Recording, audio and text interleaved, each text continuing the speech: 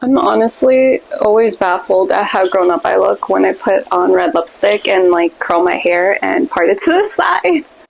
Hello and welcome to my channel. My name is Stephanie and here we talk about books, wellness, lifestyle, anything I feel like talking about at the moment. And since Valentine's Day is actually right around the corner, I thought I'd discuss some romance novels that I read this year along with some that I read last year that I'd recommend.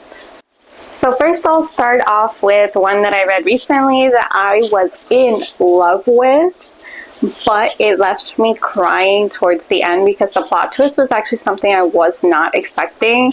And I did see this all around TikTok, so I thought I'd have it on my Kindle. So the book we're going to first be discussing real quick is The Things We Leave Unfinished. As you can see, this is the black and white cover of it on the Kindle. I will have a colored version somewhere around here. So this book follows four characters, Georgia and Noah, present day, where Noah is trying to complete the novel her great-grandmother Scarlett had left behind and didn't complete before she died. And we also follow Scarlett and Jameson's love story and how they met and up until the very end of their story. And I honestly fell in total love with the book. I thought it was so heartwarming, so heartfelt, and heartbreaking. Once you find out the plot twist of the book, I don't know if you guys are going to react the way I reacted, because I even have like a short reaction video on what happened to me on my way to work while I was reading the novel. I was just torn. So if you are someone who is looking for a first love kind of romance novel, along with a little bit of a historical fiction romance novel, I definitely recommend this book because it does involve World War II, as Scarlett and Jameson are in the middle of it all. And it's just so romantic. Like, the things that happen in this book between those two characters is just beautiful. I fell in love with these characters and I really felt an emotional connection towards them. Georgia and Noah, not so much. They weren't really my favorite. Like, I did like some of, like, I can't remember if there was banter in it. They were okay. I didn't hate them, but I didn't consider them a favorite. Scarlett and Jameson and their story, definitely fell in love. And it's the only reason why I really kept reading the book. Otherwise, I probably would have dropped it if it was just about Georgia and Noah and we didn't get an insight on her great-grandmother. If you are looking for a first love, historical fiction, romance novel, I definitely recommend The Things We Leave Unfinished. Also, just to note, this book comes with a little excerpt of Fourth Wing written by Rebecca Yarros, because she is actually the author of The Things We Leave Unfinished. So I'm really excited to read that book at some point. I have a whole list of books to read, so I'll get to it when I get there. And let me just note a very popular quote. So one line that I actually highlighted on the Kindle was, "Love is supposed to make you feel like you're on top of the world. But maybe that phrase is so popular because actually making it work is rare. Everyone else just crashes at the end of it." Actually, I liked, because it kind of reminded me of what my supervisor at work had told me and my coworkers once, that how, like, marriage is never, and love in general, is just never about just the physical aspects of a person or their personality. It's so much more than that. You have to be willing to make it work, because a lot of times in relationships and within love, there are arguments, there's bickering, there's fighting, there's disagreements, and it's just a matter of what you do with that. Do you choose to leave the person because you had a fight with them, or are you guys willing to make it work and understand each other a bit more? And I just thought that's why I really liked reading that quote, because it reminded me of that. Next book I'm going to talk about, actually, I thought I was done crying after I read The Things We Leave Unfinished, but clearly I was not done. I ended up reading 1,000 Boy Kisses right after The Things We Leave Unfinished, and it just keeps hitting me over and over and over, like these heartwarming, heartfelt, first love kind of romance novels. Oh my god, like, here we go. Here's the cover of 1,000 Boy Kisses. And this book, if you want to cry in almost every chapter, this is the book for you. If you're in the mood to cry, this is it. So just a little bit about A Thousand Boy Kisses. The story follows two characters, Rune and Poppy. They both meet at the age of 5. They live next door, and they instantly fall in love with one another. I thought that beginning was absolutely adorable. And then we fast forward to age 15, where they actually end up getting separated for 2 more years. So at age 17, they rekindle, and there's just a lot of tension between the two characters, because within the 2 years that they weren't seeing each other, they also weren't speaking to each other. And there's resentment, there's tension for a little bit. And then as we move along with the book, there's just heartfelt, like, I was crying every chapter, because once you find out why they haven't spoken for 2 years, at least for me, I was crying. No matter what, even if the chapter was wonderful, I was crying, because at the end, you know what happens. It's inevitable, especially when they start further explaining the details behind what happened. So for me, it was too much. I did end up finishing the book, of course, because I did fall in love with the two characters and their story.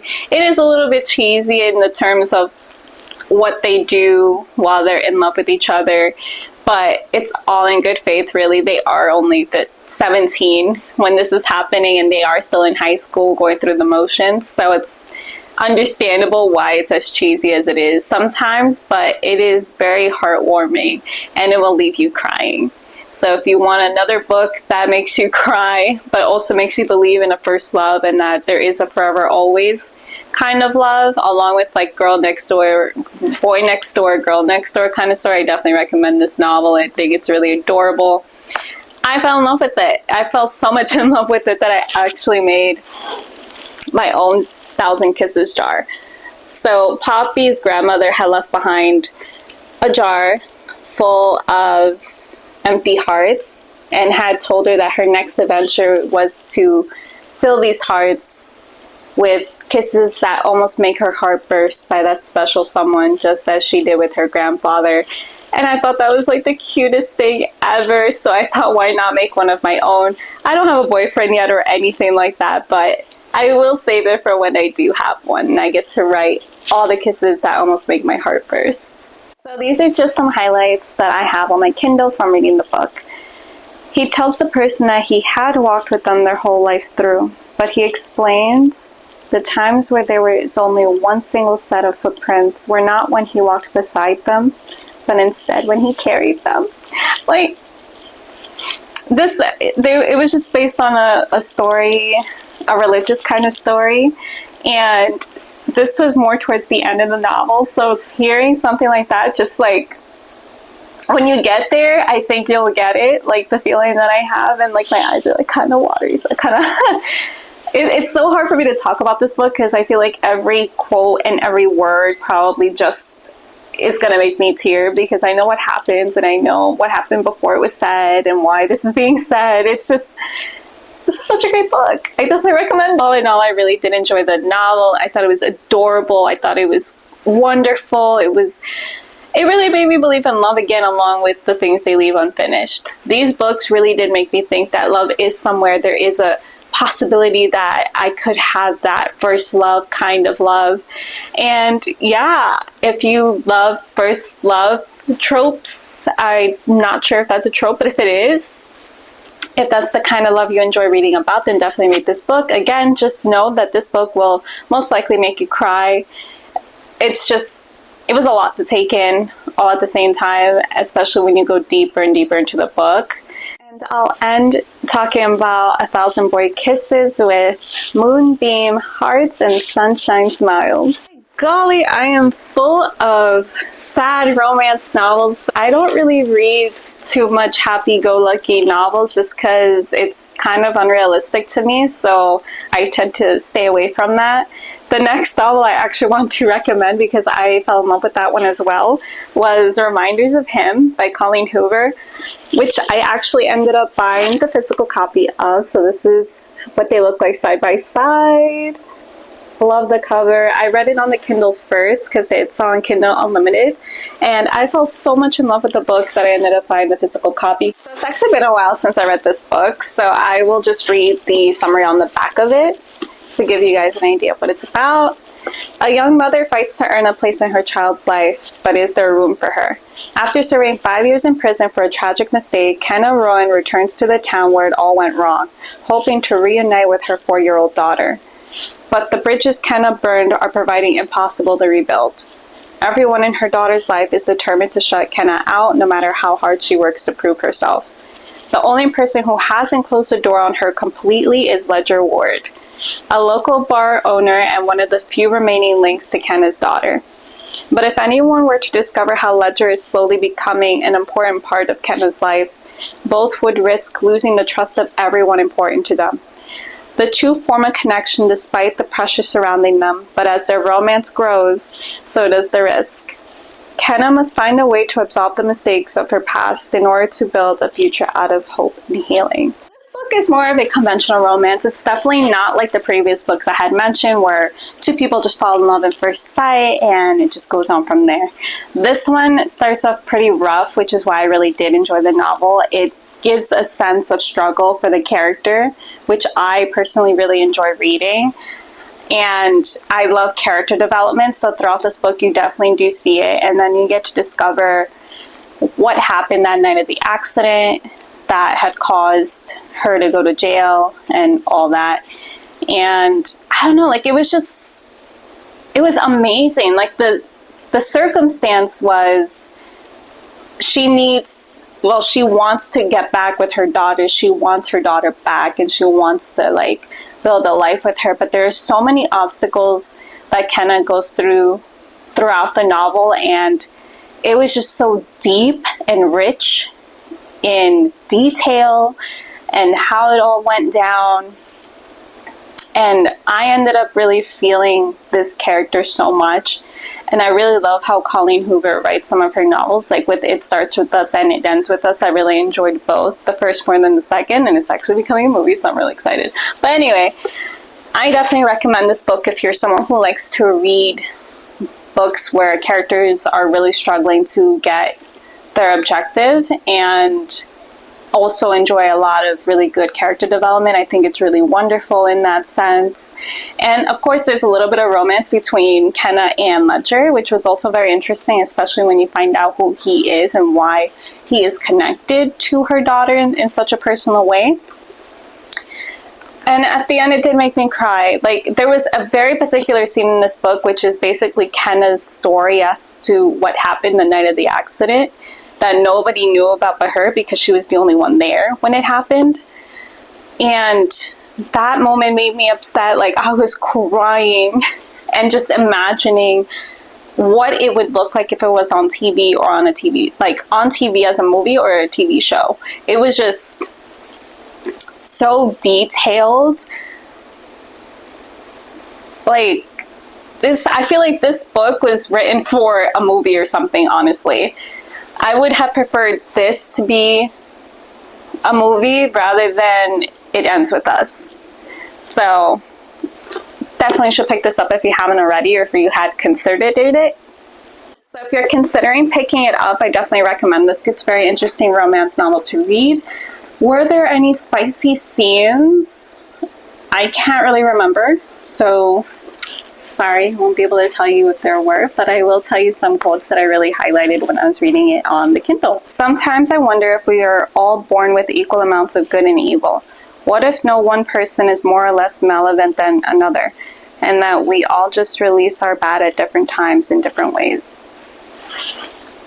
Something to think about. I definitely feel like I have expressed my thoughts on a lot of like more sadder romances that make you cry, maybe make you giggle a little bit, but mostly cry. So now let me talk about quickly a book that I'm currently reading to finish off February and the month of love.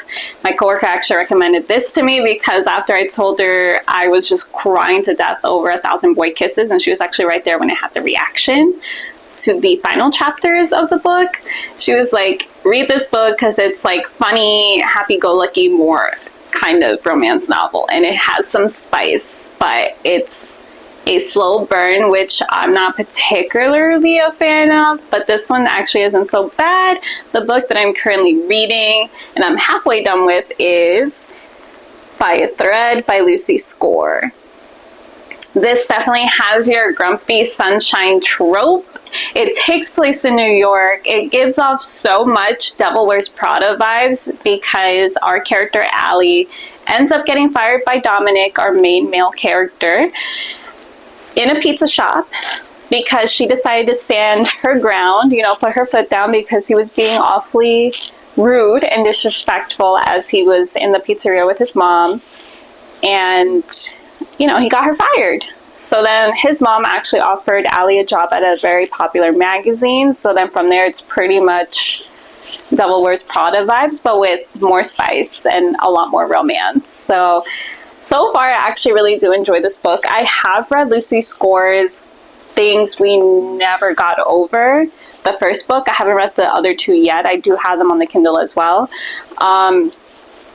But I didn't enjoy the slow burn of that book very much. And also, I just didn't like the main character. I didn't like her very much because I feel like she just kept getting everything she wanted because she was just, I guess, so lucky to get all these things without struggling as much to get it, which is why I really enjoyed Reminders of Him because, yes, she got what she wanted at the end and more. So the final book I will be discussing is a book I haven't read yet, but I'm really excited to read.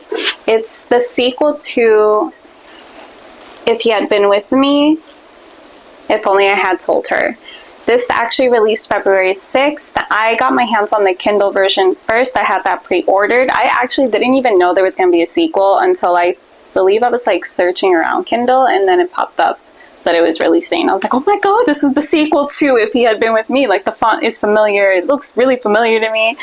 And I'm really excited. I actually got the physical copy at BJ's. I just went to BJ's to get like a pack of water. And I ended up looking through like the book section because I wanted to see what they had. And lo and behold, they had the sequel, and it's a lot cheaper than if you were going to get it at Barnes & Noble, which was pretty neat. So I'm really glad I got my hands on the physical copy as well, so I can have it on my bookshelf next to If He Had Been With Me. I don't remember much about the first book, only because I read this like maybe early on 2023 or probably even 2022. I can't really remember when I read it, but it does follow the story of Autumn and Finn. Autumn and Finn have been best friends for like a good while, for God knows how long, and then eventually Finn ends up in a car accident, and the book follows what happened prior to the accident and what happens after the accident. And I know I was pretty much hit or miss with finishing the book, only because there were moments that I felt like didn't have to be there, and it didn't interest me, and I kind of fell asleep on it. But once the plot twist happened and once we get to the point of the accident, for me, I was hooked onto the book. And everything was just going more fast paced, and it shows in the chapters. Like, some chapters would be 1 page, 2 page, 3 page. And when you get to the end, I was just like, wow, whoa, you know, like, whoa. So all in all, I do recommend the first book a lot. So I'm really excited to read this book soon. I'll probably read it on my Kindle just because it's easier to carry, especially since I'm commuting a lot and I don't really like carrying a big bag. So I will do a review when the time comes for that book. Until then, thank you so much for watching. I hope you guys have a great day, a great week, a great evening, and stay tuned for my next video. Bye! Oh, and happy Valentine's Day.